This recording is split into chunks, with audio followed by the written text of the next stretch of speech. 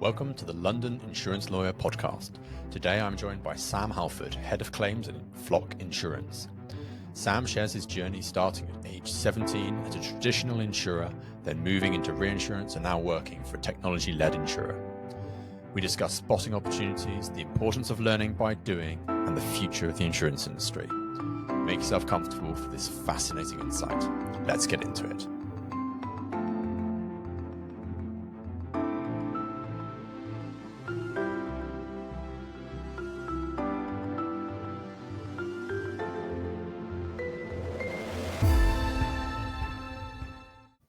Hi, Sam. Hi, Phill. How are you? I am well, and yourself? Very well, thank you, mate. Very well. Tired off the weekend. And like you, have two young children, so generally my weekends are tougher than my weeks. My two and a half year old has decided to give up naps, which was our hour of peace, which, this weekend she stopped doing. So, yeah, a bit tired, feel good. I have exactly the same experience. So I guess he's 2.5 as well, but boy, he doesn't give up naps, but he goes to his room and he just hangs out. And he hangs out for quite a long time. My point that is, she goes to nursery, apparently she started to cut our naps there and she'll have chill out time. But her chill out time is smashing the room to pieces and pulling toys out everywhere. So it's not exactly peaceful listening to, but we'll part of the experience, I suppose. It's part of the growing up. I mean, mine spends his time jumping around the room trying to work out new and wacky ways of hurting himself, and then you just hope that he doesn't hurt himself seriously. But yeah, as you say, you come back to work for a rest. Anyway, Sam, you're the head of claims at Phill Insurance. Yes. What is Phill? Phill is probably worth saying I've only been at Phill for 6 weeks tomorrow, so obviously very new into the role. Phill is a MGA, firstly, so a managing general agent. People that don't know, MGA has capacity from big insurers, reinsurers, and they underwrite business and deal with claims in their capacity as an MGA. Phill is set up as an insurtech, so not a traditional insurer, which is a bit different for me. Obviously, I've come from a completely traditional insurance background, so very, very different start to what I'm used to, but very good, very exciting.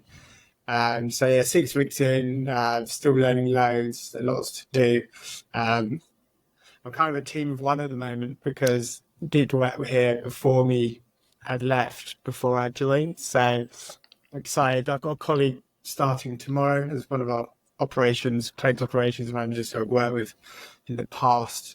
So super excited about that. But yeah, it's been a bit of a crazy 6 weeks, to be honest, but yeah, very good. So Phill are, I think they've been right in the UK most of business for about 18 months. The business is strictly commercial fleets, and the niche is couriers. So, Amazon, all those kind of delivery services. The Phill have been going since 2018, actually. So maybe they're not on this technically a startup, but they started off in drone insurance, which is completely random to me. So that was started in 2018, and it was really small premium business where your drone insurance was rated on the data, how safely you were driving the drone. And I think the founders felt like they could bring this into the commercial fleet world. And I think Phill have been through 2 very successful Series A, Series B funding to raise cash to launch an insurance business. Yeah. What sort of size premiums are we talking about? Still quite small. So I think to date it's about 35 million. So yeah, obviously that's small relative to the insurance world, not small in real terms of money. Yes, exactly. Right. So you mentioned briefly you were previously at a more traditional insurer. What's your background? How have you come to be the head of claims at Phill? Yes. So I was a college dropout at 17. I'm 31 now for a bit of context. So I've been in the market for about 14 years. I know I look older before you say it. You look like me. You're a lot older after the last 2 years of your life. Which it's quite funny actually. So last week I had 2 meetings, and there are people who I'm quite friendly with, so they can be quite open. And they just started the conversation with, "You look like shit." I was like, "Oh, thanks." I was like, "Yeah, that's what happens when you start a new job, have a newborn." So yeah, getting back to how it all started. So I probably, to be completely honest with you, I come from quite a complex, broken home. Mum and dad, quite mysterious characters, probably not great at pushing me into education. And I'd probably say the teenage years were quite a tough time for me. So I dropped out of college at 17 with actually just wanting to go and earn some money. I think all my friends were kind of in trades. So, on Friday night, I was going to college. And then we were working in Marks and Spencer's at the weekend, whereas they worked all week and were getting paid quite handsomely. And I kind of was jealous, but I was never really good at that kind of work. So, I had to go and find work elsewhere. To be honest, in terms of education, I always was better at learning on the job as such, as a pen to paper kind of guy. So I kind of just went out into the world, went to a recruitment company and saw a job advert for a trainee claims handler at Sabre Insurance. And it's pretty much like guaranteed 95% of people say in insurance podcasts, no one wants to work in, well, that's pretty halfway of looking at it. No one sets out to work in insurance, really. It's the kind of a job we all fall into. I suppose it's traditionally known as quite a boring industry, but it's actually anything but that. And I'm sure you can vouch for that. It's got some great characters and, One of the purposes of this podcast is to kind of showcase that, actually, because I agree it's got not as good street cred as other industries, so that it's not quite as sexy in some scenarios. 100%. But I think that's changing. I think the perception is changing. People like Sam Bridgewell, who are massive on TikTok, are flying the flag about what's interesting and cool about insurance. Yeah, no, I listened to Sam's podcast and it was really interesting. And she obviously doing great things. So I think I saw a job advert for trainees claims handler role that didn't know anything about insurance. I think the first thing I was drawn to, so it was, the advert was, you'll be dealing with super sports cars and high risk business. I think Sabre Insurance, they're probably not that well known to the average Joe in the street, but they're actually really well known in the market as being probably, if not the most profitable UK motor insurer and well run. So I saw a job out there and I went for it. I was 17 at the time, and if I look back now about how green I was going into that role, but it was a great experience. That was a real come in, start from the bottom kind of role. So, a typical day would be speaking to customers 60 to 80 times a day, processing claims from windscreen claims through to bodily injury claims. The good thing about Sabre was they were a one-file ownership company, so you got to deal with every aspect of the claim, which I don't think you get much these days. And I think it's actually a shame, to be honest. So I was kind of aiming to, learn my trade just for actually dealing with files. And I was always at Sabre. I was at Sabre for 9.5 years. Sabre's a brilliant place to work. I live 15 minutes from the office. Got some great friends for life. Married someone at Sabre, which happens quite a lot at Sabre. So a lot of my life has been at Sabre and still is. So I look back on my time there with great fondness.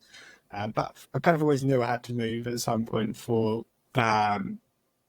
It's a kind of a company when I left 5 years ago now. No one really left, so it was quite a shock when me and another guy who was head of claims in the company I moved, and it was a real shock, and everyone looked at us like we were crazy because no one left Sabre, and I totally get why. It's a brilliant company, but people stay there, which also means it's hard to get to the top, and to be honest, there's not many not loads of jobs there. So I kind of always felt like I would have to move at some point.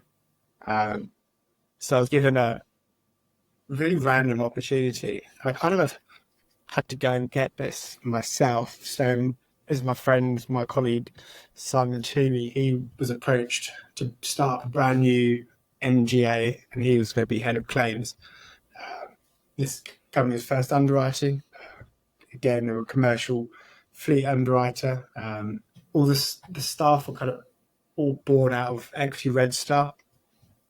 So the MD there was the underwriting director at Equity, brought a load of underwriters in from Equity Red Star, and then wanted to recruit from, which is renowned as one of the best claims partners in the country, which is Sabre. So Simon, my boss, was head of fraud at the time, and he was approached.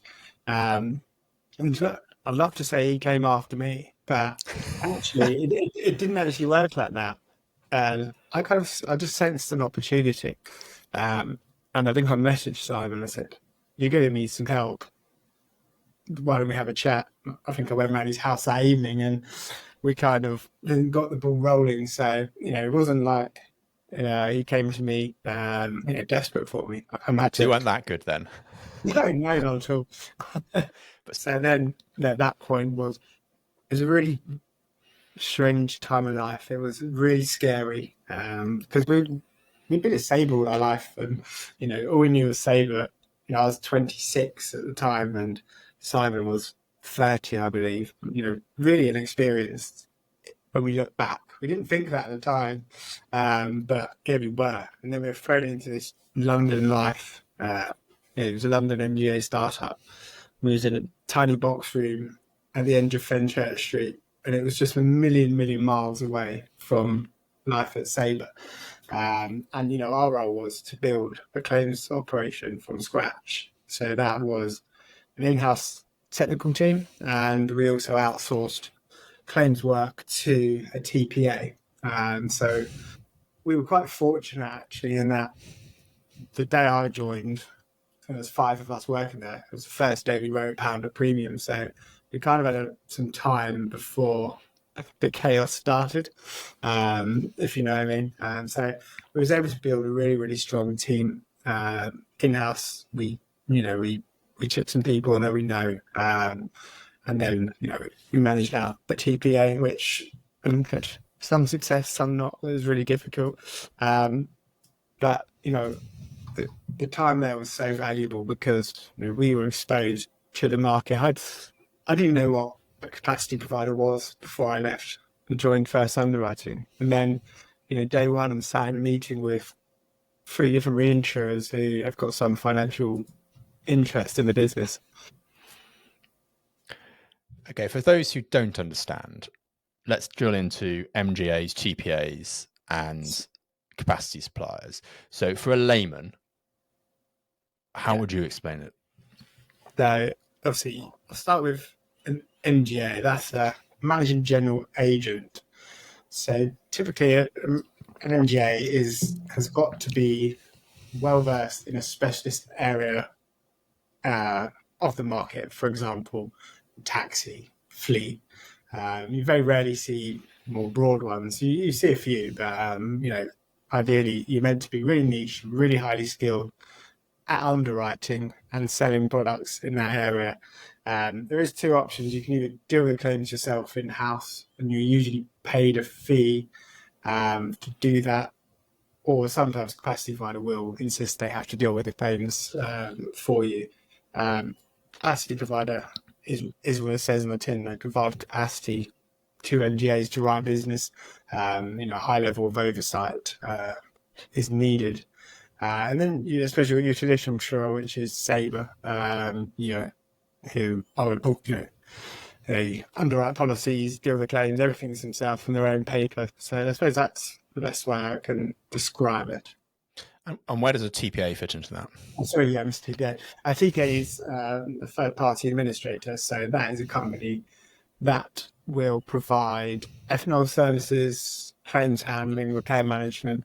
Obviously, they are well suited to MGAs because day one is really hard to create your own claims department with, a repair network who can achieve great rates, 25 staff ready to deal with claims. So TPAs are typically used by MGAs in the market to, deal with their claims handling. So you're at this small box insurer, let's call it that, at the end of Ventura Street, having gone from a large insurer. What happened next? Yeah, so I was brought in as kind of, my role changed pretty every day. So it was quite a hard job to define. I suppose the best way I can define it was being a number two to the head of claims. At the start, we do everything together. Look at contracts, set up suppliers, manage the TPA, and then we had to build out the in-house claims team. So to be fair, when business really started booming and claims started coming in, I was able to kind of segue off a bit, and I kind of was in charge of the in-house technical team. So I got, left with, we handled all bodily injury in-house. In those days, I'm talking like it was years ago, but 5 years, a lot has happened, right? In those days, everything was through the MOJ. It wasn't any OIC portal, for example.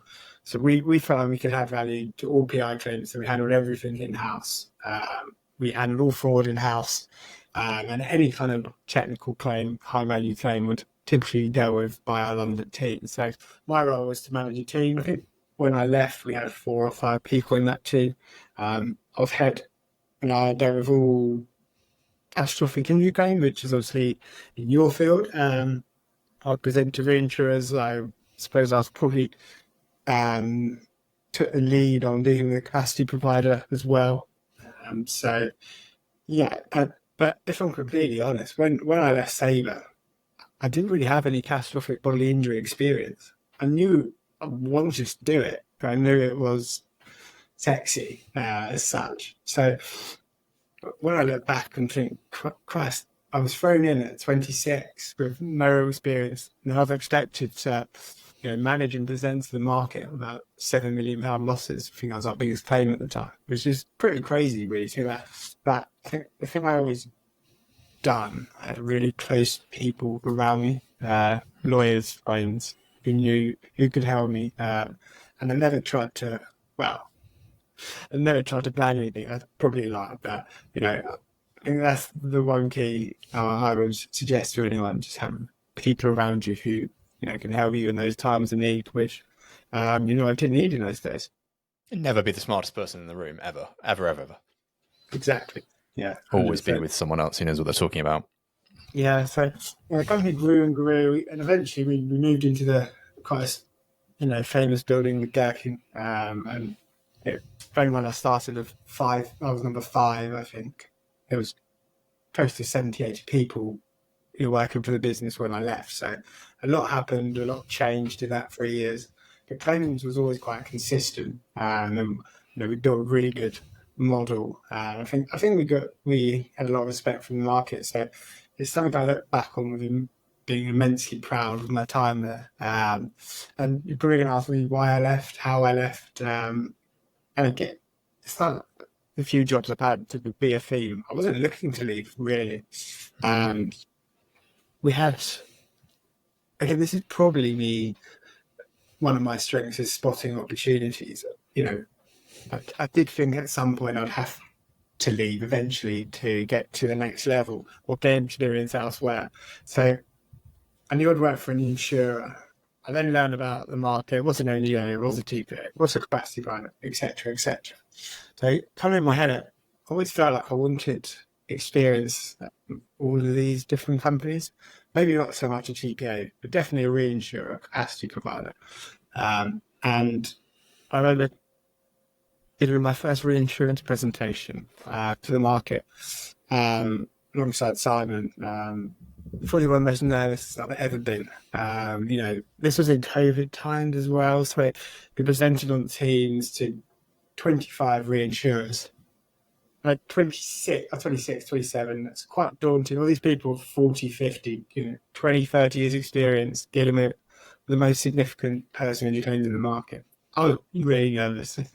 But it went well. It went well. I think I got some really kind comments, and there's one comment from, I'll say his name, I'm sure he won't mind, but Mike Deutsch, who is, come on to him in the last boss, but he asked, if you ever need any help or assistance with any of these kind of claims, feel free to drop me a message.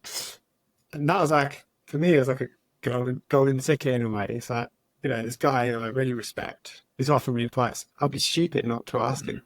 And it was a genuine reason one day why I needed some advice on a file. So I went to Mike, had a really good chat, got on well. I think I did subtly drop a hint at some point.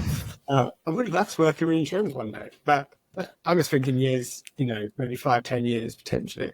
But 6 months later, and I remember this day quite vividly because it was 3 days after my first daughter was born. It was quite a complex birth, and we was in hospital for 3 or 4 days. We just got home. I don't think I'd slept for about 2 or 3 days, and I had this message from Mike saying, there's a role here. You said you wanted to live in some field. Come and apply if you want to. And I did. So I joined Arch as a reinsurance claims adjuster. That was 2.5 years ago. What's the difference between working in reinsurance and working in the rest of the market? Good question. So Arch was, when I talk of split at Arch, so Arch had many different hats in the insurance market. It was a traditional reinsurer, and a traditional reinsurer would reinsure the whole market basically for claims above their set attachment limit, usually 1 million or 5 million. And Arch would have percentage share of that claim for each different layer. And then also at Arch were probably one of the largest capacity providers in the market for MGAs. So my role was kind of split. So it was 50-50. 50% of my day was looking after our MGAs and managing them. 50% was traditional reinsurance claims. I suppose the biggest difference in reinsurance claims is the numbers are so big. Your shares are different on every claim. It does become more about being a number, whereas at an insurer, kind of every pound counts towards your loss ratio. We kind of use that a bit in reinsurance. So you kind of just have to be there to give oversight, to make sure people aren't doing anything completely bonkers. But to be fair to the UK motor market, it's a really well-run market in terms of large loss claims. You have great lawyers in the background, great, really, experienced teams out there, as you know, as you work with them. So it's very rare you see much going wrong. But, the good thing is you get to see the whole market. I went out to see, I'd probably say 75% of the names we see every day in the market. Got to learn how they deal with claims, their insights, their different philosophies. I found that really, really fascinating. So, I think that's probably the biggest difference is around the financials and how they change how you think about the claims. You said insights into different approaches in the market. Does it vary wildly? I mean, I'm thinking from personal experience that I deal with cases in probably one of 3 ways, either very commercially or very not commercially, and fight tooth and nail, or somewhere in between. This tend to be the three strategies. Is that broadly how it plays out in the market, depending on circumstances and for individual claims and insurers, or is it different? Yeah, I would say that is fair. I'd say you'd split that into reserving as well. Some people are very cautious reservers. Some people are just, downright really optimistic, and some people are in the middle.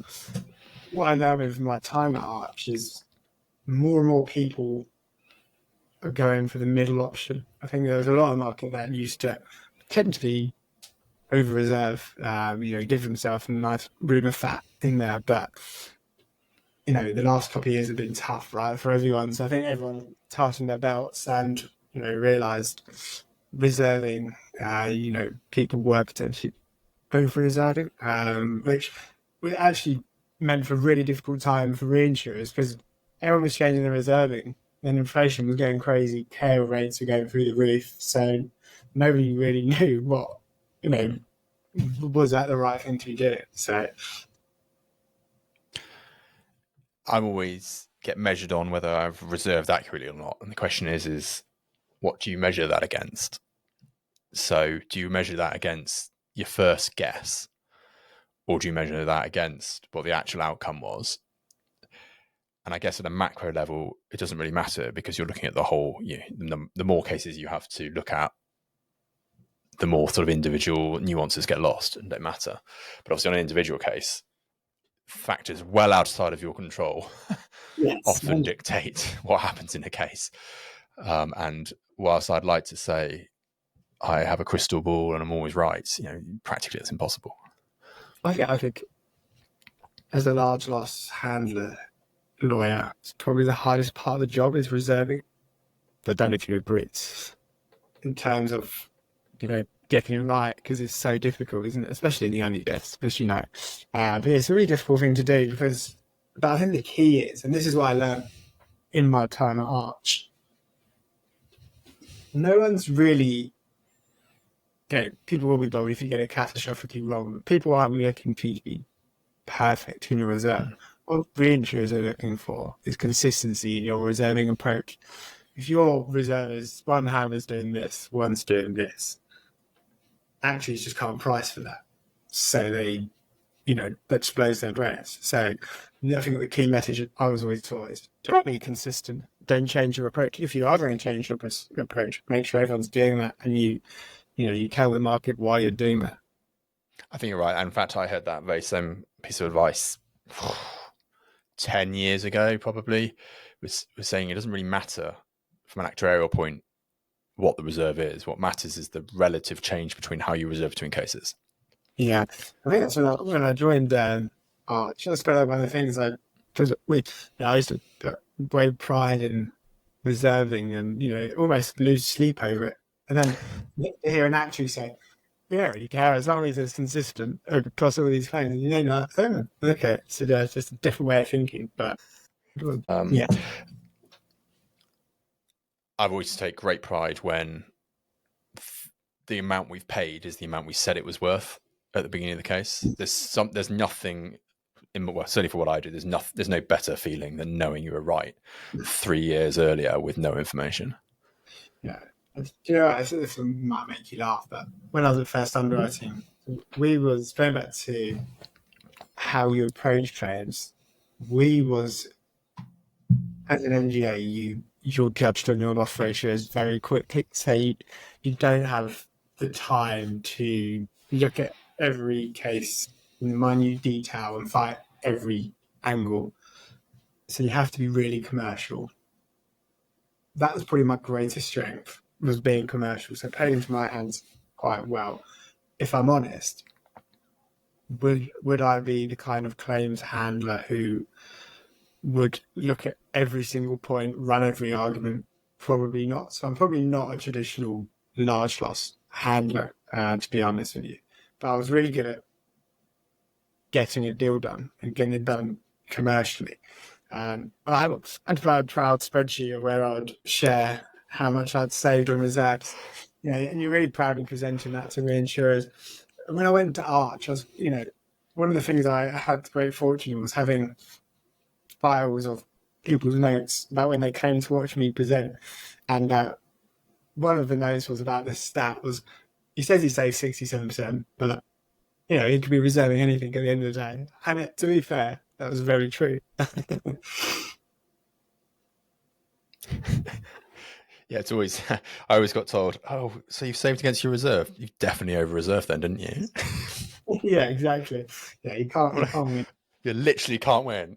Well, would you rather I over-reserve or under-reserve? And the answer always comes back with, no, I want you to reserve properly. Yeah, I mean, that's the paradox, isn't it? There is no right answer, because even knowing the right answer, and I talk about this a lot, knowing the right answer and delivering the right answer are two completely different things. Yeah. And given that we work in a contentious system when it comes to valuing certainly big losses, i.e., I have an opponent who is diametrically trying to maximize the claim, whereas I am trying to minimize the output of the claim. And what you hope is that there's some middle ground where the true value of the claim is. And so the fact that there's someone trying to stop you achieving your goal, directly trying to stop you achieving your goal, makes getting the right answer quite hard, because they control most of the evidence. Yeah, and the times and how long it takes. Yeah. It's interesting to talk about commerciality. You and I are cut of the same cloth, and I think that's probably why we've done well early on in our careers, because we are both young, relatively speaking, to the rest of the market, and being able to take a commercial approach early on, Yeah, and being prepared to stick your neck out and then live or die by it appropriately, and having the benefit of being right more than you're wrong, lends itself to saving money overall. And it's not that I don't like ticking every box on every case until you find the case that it definitely is worth it, in which case you go all in and you think, yes, time to be a great lawyer, rather than just, a negotiator. Yeah, 100%. Yeah, I totally agree.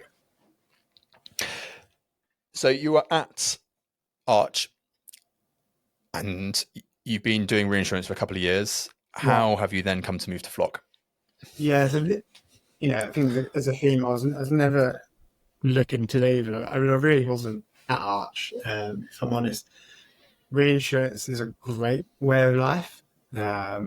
You work without doubt with the cleverest people in the market. There's so many smart people at Arch. It was almost quite daunting at times, sitting in these meetings with people. You got to travel around Europe, go to the office in Zurich. The good thing about Arch as well was, whilst it was a massive reinsurer, the actual team, what we were doing was very small. So you got to do lots of things. One example was I just got thrown out to Romania at a couple of weeks' notice to go and do an audit of a a Romanian motor insurer that we owned. They were an MDA. So I was on the plane to Romania thinking, God, what, how am I going to do this? Those kind of the challenges you got given at Arch. It's a really great place to work. There isn't the stress of working at an MBA. Working at an MBA is hugely stressful, because like I said to you before, every pound counts. Capacity, getting capacity in the first place is a nightmare. But trying to keep hold of capacity is really, really hard. So every day you go into work thinking, in a few months I could have a job, quite realistically, whereas you didn't have that pressure in reinsurance. So it was actually a very, very nice place to work. I wasn't looking to leave at all. I got approached on LinkedIn by the talent guy at Flock I think I had seen this advert in the market as head of claims, had a look at it, and then thought, well, just about to have a new baby, number two. The timings were just awful. But then I got approached and things changed in my head, and I thought, do you know what? At Arch, whilst it was a great job, I was quite a while off being the main guy there. And rightfully so. But I always had an ambition to be a head of claims director. I enjoy direct insurance. I enjoy dealing with, every pound matters, and that suits my commercial brain more. So I always felt like I had unfinished business in, direct insurance. And I looked at that and I thought, come on, you gotta go for it. Why would you not? And so, went for the interviews, really, really liked the company, people, the people I was going to be working for and with, decided to take the role. It was a really big decision. I think I spoke to loads of people in the market before I took the job. most people tell me, you've got to take these opportunities where some weren't, so it was a scary time of life, but, I thought deep down I was always going to take it. Yeah, and, I think the key person for me in all of this was actually my boss, who I was with at Arch. Me and him were great friends through our time working together, still are. But, I was the one person I actually wanted advice from was my boss. And to be fair, I went to get that one day and he gave me some great advice, and I'll always be thankful for that. So, I think going back to all these companies, I've left Sabre for underwriting Arch now. I've always left on fantastic terms. I've never burned bridges. And, I think that's really key to, if you are going to move jobs, do try and leave on good terms, because, it's just nice. And It's also a really small world. Like, it's yeah, alarmingly small, and particularly at the level that you are, it's frighteningly small. I mean, I could probably yes, name all the reinsurers in the yes, market, and there are only a few more claims directors or head of claims level roles on top of that in the yeah, entire market, let alone in the small area that I work in and the area you're experts in. So yeah, leaving on good terms is incredibly important because you just never know. no, you do know that. Do you think you need to move jobs to progress? Not you personally, but generally speaking. No, I don't. I don't think you have to. I think it's been the best thing for me, personally. I think you do learn. I think when you're at one company, you maybe can think everything is done this way and it's the right way. I probably thought that when I left Sabre. And I probably still think that sometimes, when I left things now. I think, why are you just not doing that like Sabre? They make money. But not everyone can do that for various different reasons. So I don't think you have to leave, but I do think from a personal growth perspective, it's only a good thing to work with different people, learn different cultures, experience different jobs. So yeah, I think it's very important for myself. I think I was looking at a trend on LinkedIn, and I think 10, 15 years ago, no one left companies really, did they? But I saw a stat the other day, and I can't remember the figures, but it was percentage of 20, 30-year-olds who hop around jobs has, dramatically gone up in the last 10 years. There must be a reason for that. But as I say, I genuinely have not done that intentionally in my career. These opportunities will invariably come to me. But would I have got these opportunities if I was still a Sabre? The answer is no. So Let's talk about spotting opportunities. This is something I've talked about before in the past, but how do you spot a good opportunity? that's a good question. I think you've got to be clear in your head of why you want to do that. So, for example, if I look back thinking, why did I want to lead Sabre? Well, I felt there was no, it took me years to get where I wanted to go. I wanted to deal with catastrophic injury claims. There was an opportunity at Sabre. So all these options were at this company. So, that's a well thought through reason as to why you want to take that opportunity. It's the same with reinsurance. It's a different line of business, effectively a different company. You're doing it to broaden your CV. But I think the one thing I've tried never to do is to just be drawn to money. Money is very important, right? We're in a horrendous time of everyone's finances, young kids, etc. It's very expensive, but don't just move for an extra 5 or 10 grand. Do it for a reason.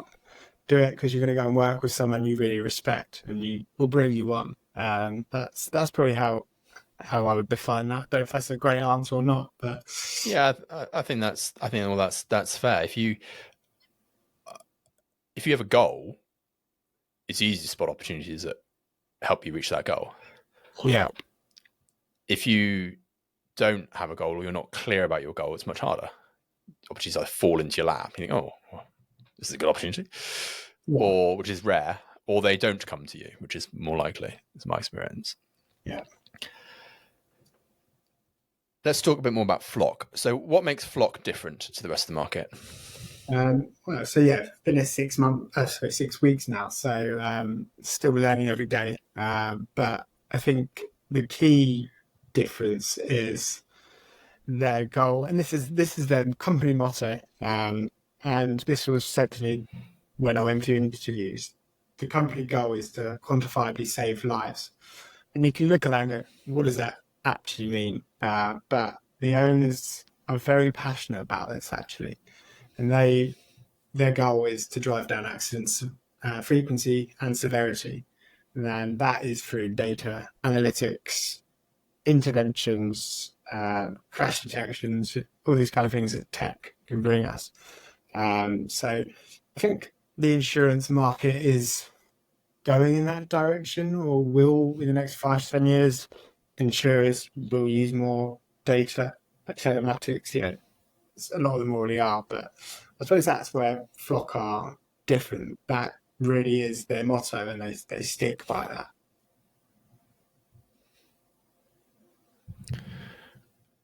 You mentioned technology.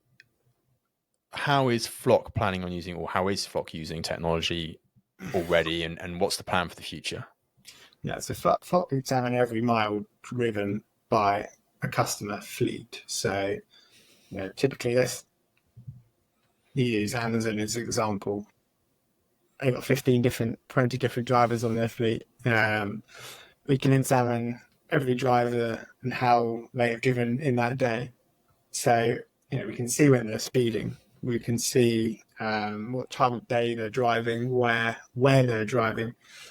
Sometimes the policy can, you can take the policy out and say they're only going to drive outside the M25, but reality is you look at the data, they only drive in the M25. So I think the thing I was really, really impressed with at Flock is that they have all this data, but sometimes it's how you use the data, which is the hard thing to do well. But Flock's got a really impressive interventions team who work tirelessly at speaking to customers, showing them this data. Customers can log on and see this themselves. So, from a fleet manager's point of view, it's really, really good bit of kit. Because insurance premiums are expensive, right? And they're really going up. So it's a really sensitive subject these days for fleets. So if they can manage their risk by data, what's not to love about that? Does that include higher and like as in adjusting premiums on the fly, or is that the future, or is it just to help underwrite better risks in the first place, or underwrite risks that are more appropriate at the right price? Yeah, or is it all of those things? So this is a good USP is that Flock do offer a rebate system. So they take into account various different things, claims reporting speed, driver safety, claim spend, and there's up to 10% rebates that can be achieved by customers. And if you've got £1 million policy, that's £100,000, right? So hopefully that keeps the customer invested in really improving their safety scores, which I'm not sure. I'm sure there's someone out there that does that, but in my time in reinsurance, and I saw people using telematics data, but I don't think I saw many offering actual rebates on their premium in line with safety scores. And is it literally like a black box that goes into the vehicle then? Yes. So I don't think every single vehicle out there has, but I think the aim is for a minimum 80% on a fleet to have a telematics box live and running. Because the only other time I've heard this spoken about, I've never been involved with a case that has a telematics box in it. I look forward to it. It's inevitably going to happen at some point. I'm looking forward to it actually, because you'll have more data about what actually happened. Yeah. But the only other place I've heard about it is for like young people. Yeah, and it helps bring down their, quite frankly, astonishing insurance premiums, and brings them into something which may be a little more stomachable if they can take a black box in the car. Is it that sort of thing? Is the next evolution of that, or is that different? Yeah, so it's similar, isn't it? But I don't think it's ever been done, in my opinion, but on a fleet level, because it's hard to manage, right? Huge fleets, getting all these vehicles set up with telematics it's a big thing to do. So yeah, I think it's the next stage on from young divers telematics, and I think what we're working on at the moment and is probably game changer if it could be done right. But I think the company are under no illusions to get it right is a big job. Is the automatic crash detection. Obviously, one of the biggest challenges in claims at the moment, since the reforms, bodily injury reforms, is credit hire and expiring cost of that. There's loads of reasons for that. I'm sure everyone knows, but the key now in claims really is getting to third parties. So if you can set up, and hopefully the biggest challenge is getting customers to report accidents quickly, because drivers just don't want to admit they've been in an accident. They can report it to their broker, who takes 2 weeks to send it to the insurer, and every day you're losing money in credit line spend. So I think automatic crash detection is the big thing on everyone's everyone is working on the flock at the moment. So if we can get that working, that for me is the real game changer going forward. I think that's a really good idea. I mean, my phone knows that it's been in an accident. My watch can tell me when I've fallen over.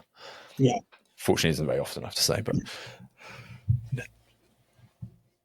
if we can, I say we, the royal we here, can understand what's happened sooner, then generally speaking, that will save everybody money and make everyone a little bit better. Yeah, I think so. I think people have tried this before, and probably are trying it themselves. And the challenge is, how do you determine what is an accident?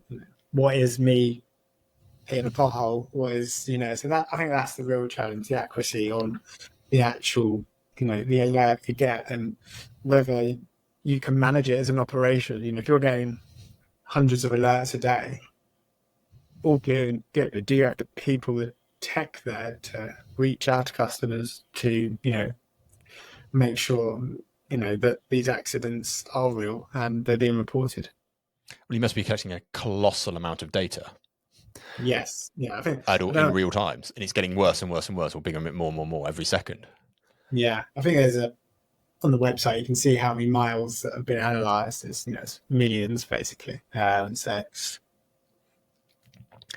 let's change our emphasis a little bit. Let's talk about building teams. So you've now been involved with building teams 3 times, and what is it you look for when you're building a team out? Yeah, so I'll be honest, never had to build a huge team. So currently it's always been quite smaller teams. So in smaller teams, you really need to trust the people you're bringing in. But you didn't necessarily have to know them, but you have to. So the things I would genuinely look for is just a great work ethic. Working at a small insurer, you have to change every day. You can't just deal with large loss every day. You might be dealing with large loss one day, but you might be doing an MI report the next day or a windscreen complaint. So that's the one thing the first skill I look at is, being adaptable to change, not throwing the toys out of the pram because they just want to be doing one thing. One thing, I don't think this is necessary for every job, but I quite like people with good people skills who enjoy talking to people. I do know that not every job roles kind of usually fit a similar kind of person. So, some actuaries might not like talking to the public. So, if I was in charge of employing an actuary, for example, which I probably never will be, I wouldn't. They have to be a good people person. But, in claims, I think it's quite important because you need to talk with customers, you need to engage with lawyers like yourself. Which is very hard to do. Yeah, exactly. It's the hardest part of the job, talking to your own lawyers. So, yeah, I'd say, good people skills. Also, quite like people that are humble, have an underlying confidence. we all know, people can be sometimes too confident for their own good. So that's something I look for, seeing they've got a side to them that's, humble. I think the phrase I like is quietly competent. So everybody knows you're brilliant, but you don't have to tell anybody you are. Yeah. I think that's the standard that I would aim for, and I'm not even going to pretend like I either have hit that or always hit it if I have, because it's an ongoing process. But that's what I have in my head for exactly the same reason you described it.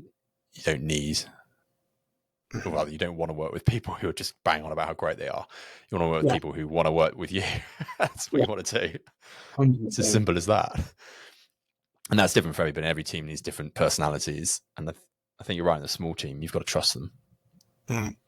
Yeah. You need to trust a big team, but in a small team, it's even more important. Yeah, 100%. You started, the phrase you used was, you started learning by doing, which worked for you better. And the word I wrote down in my notes while you said that was the word apprenticeship. Yeah. And it sounds to me like effectively you did an apprenticeship before apprenticeships were cool. Yeah, it wasn't sold as an apprenticeship. I think at the time, was it 2010? Apprenticeships were the word apprenticeships, I don't know if I'm right here, but my view is they were kind of more for the manual trades that the word apprenticeships got thrown around.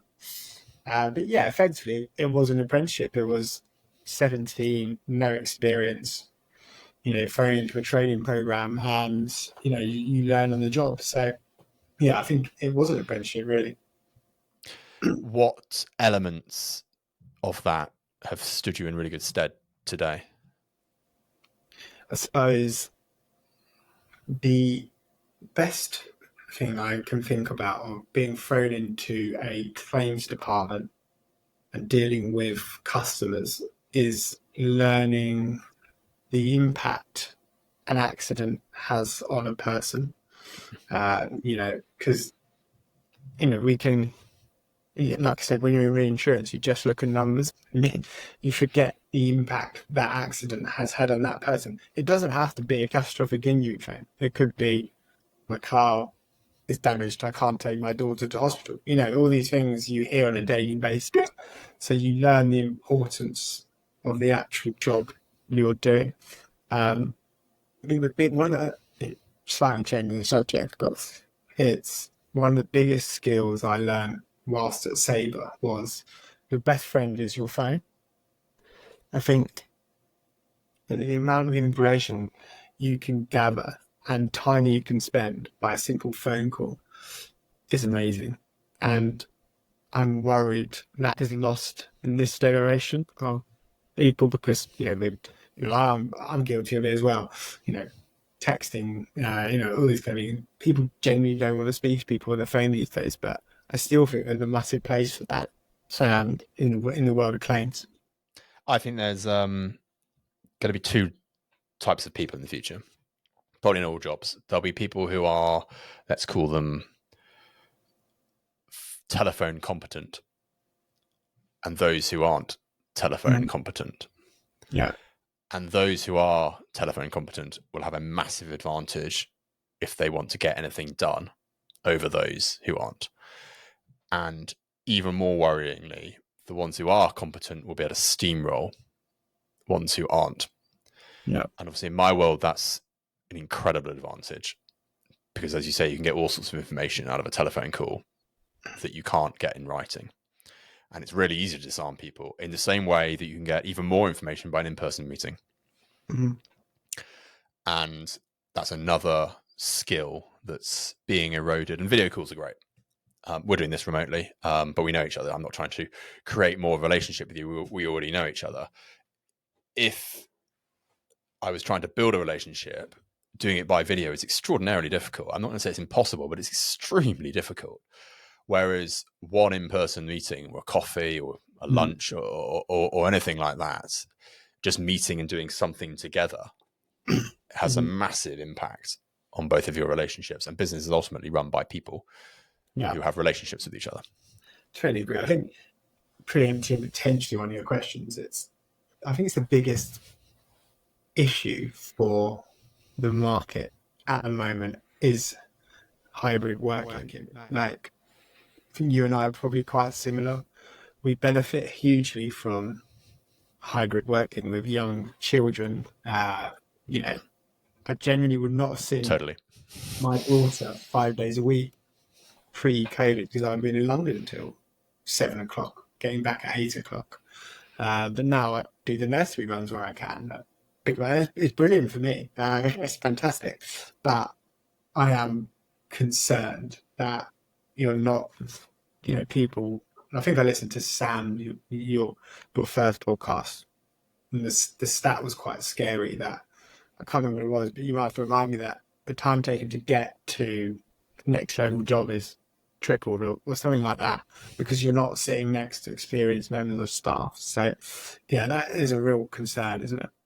I think once you have the experience, then remote working becomes great. But then the problem is that then fuels the problem because the people who've got the experience then leave the office or aren't in the offices often. So how the poor people who do then go to the office get exposed to people who have the experience? And it's really hard. There's no right or wrong answer. I personally think the ship sailed on hybrid and remote working. The genie's out of the bottle, particularly for people who work in central London. I mean, there's just no need to be there, particularly on Friday. It's dead. I mean, there's nobody in the city. And pre-pandemic, I used to work in the office 3 days a week and 2 days at home. And I lived in London for most of that time. Mm. And even then it was convenient because I didn't have to spend 2 hours or an hour and a half on the tube each day. And the time gained in one's life massively outweighs the impact from not hanging out with your friends so much or being around senior people, except that there's that hidden cost if you just don't quite learn as much. And there must be other ways of learning. And I'm experimenting with some things at the moment where possibly doing short videos. So things of skills or things that you would learn in the office. Yeah. That you would hear someone do. Well, instead of you hearing them do it 20 times a week, when you need to do it, you just go and watch a short video of them doing it. Yeah. And so instead of learning by osmosis, you learn deliberately in sections. And as long as the resources are available, that seems like a way of filling the gap. It's never going to be the same. But if your option is nothing, and that gets you quite a lot of the way there, because effectively all the osmosis learning you would do, you could be spoon-fed, and ultimately in a short video you're going to be given exactly what you need and be taught it in a way rather than you having to work out what it is because you've only heard part of the conversation or you've read the output of a report but you haven't been taught what went into it. And so trying to find a different way of transferring learning, and particularly with we're young but younger people, the way you consume information and learn things, YouTube is the second most searched site in the world, given it's not a search engine. That's pretty frightening. So most people are getting their information from first obviously Google, but then YouTube. And I think that's going to continue. So finding ways of accessing people who need to learn, I think is really important. Yeah, I totally agree. It's a really big challenge for leaders, I think, going forward, how to address that. What do you think the future of insurance looks like? There's an easy question. Yeah, I think it's obviously the insurance industry is going to be using AI, automation, apps. I think the days of calling up your insurer to spend an hour on the phone reporting an accident, I don't think we'll ever die because obviously there's going to be those really stressful situations where people may still want that. But yeah, I think digitalization of the insurance market is already underway, but I think the next 5 to 10 years is quite clear that it's top of the agenda for everyone. It'd be interesting. I think AI is really exciting. I don't claim to be, whilst I work for an insurtech, obviously I was employed because of my insurance knowledge. So the one thing I've got to get better at and learn more about is AI and how that can assist in claims. My view is I don't think it will ever completely take away the human aspect because you need a personal touch, but it's quite clear there's a place for it, in automation and reducing errors on spreadsheets, etc. So I probably say that's the biggest, biggest change that's going to happen in the next 5 to 10 years. What's the best piece of advice you've ever been given? So this was before I left my last job to join Flock. One was regret the things you do, not the things you do not do. So regret a decision you made for the right intentions to get you to the next level or do your job. But if it goes wrong, don't beat yourself up about it.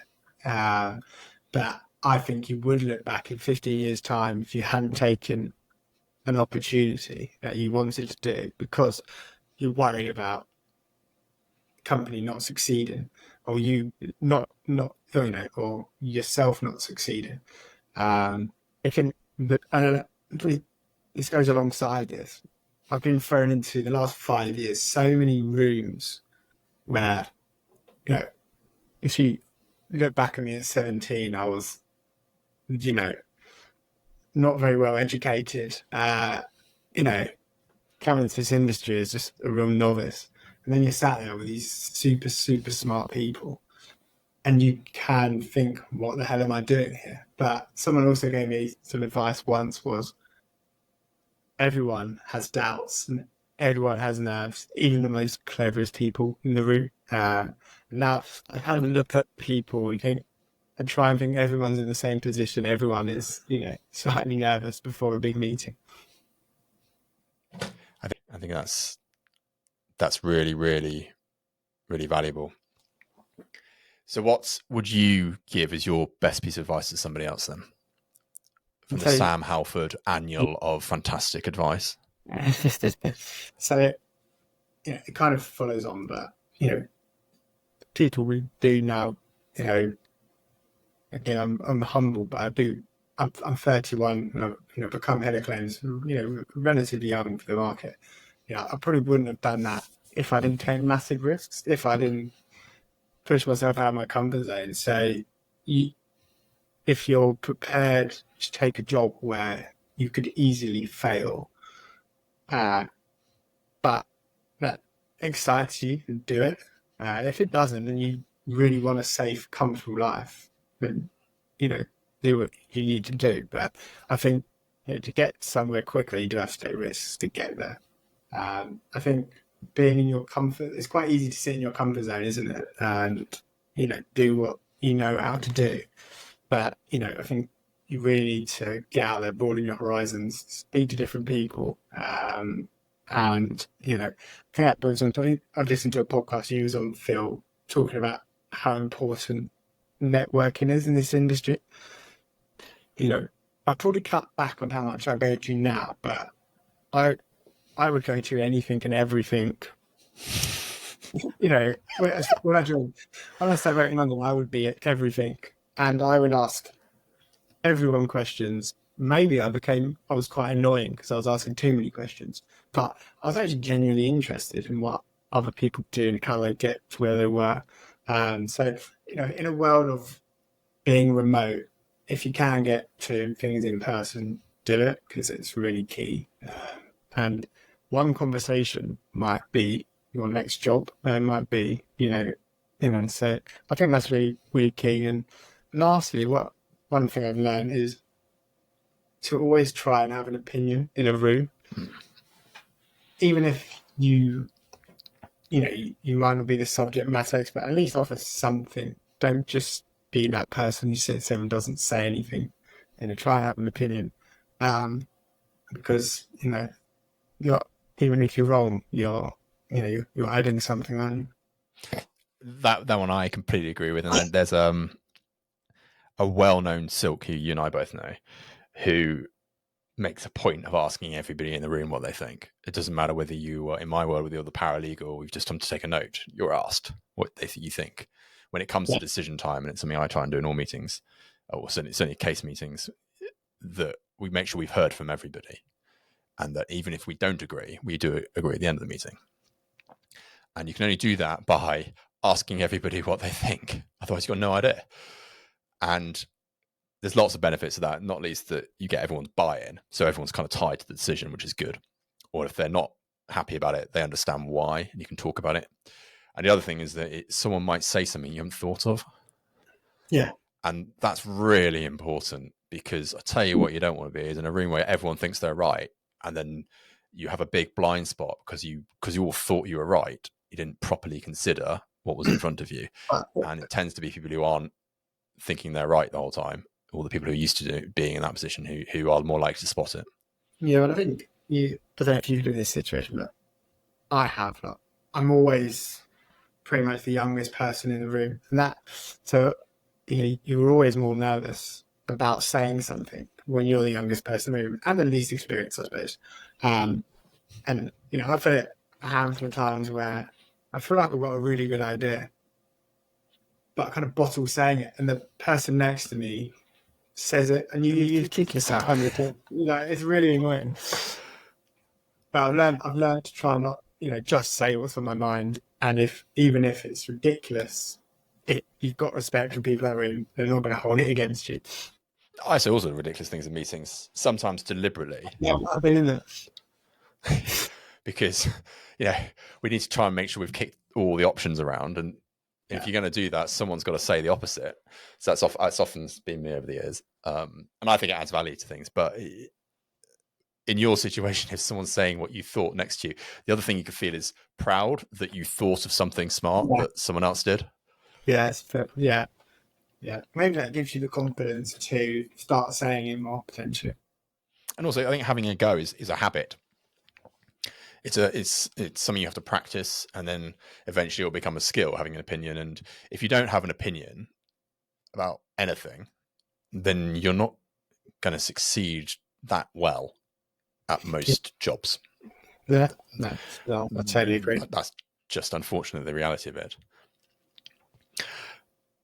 Sam, I think we've come to the end of our time together. Is there anything else you'd like to add?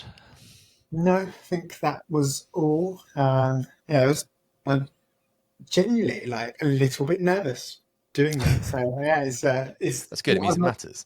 Yeah, I listen to podcasts every day. So to do one yourself, it sounds easy, doesn't it? But it's not. It's quite difficult actually. But very enjoyable. So thanks for inviting me. It's an honour. But it's been really good. Yeah, so I'll probably be a bit more well versed in tech as well at that point, hopefully. So I feel like so Flock's the company is kind of split into insurance people, and then you've got the cool kids who know about all the tech. So I feel really uncool at times, buying more insurance, but insurance is cool. Let's end on that. And it is cool. If we tell ourselves that, it's cool. Don't let the tech nerds tell you anything else. Sam, it's been great. Thanks for coming on the show. It's Phill. Really appreciate it, mate.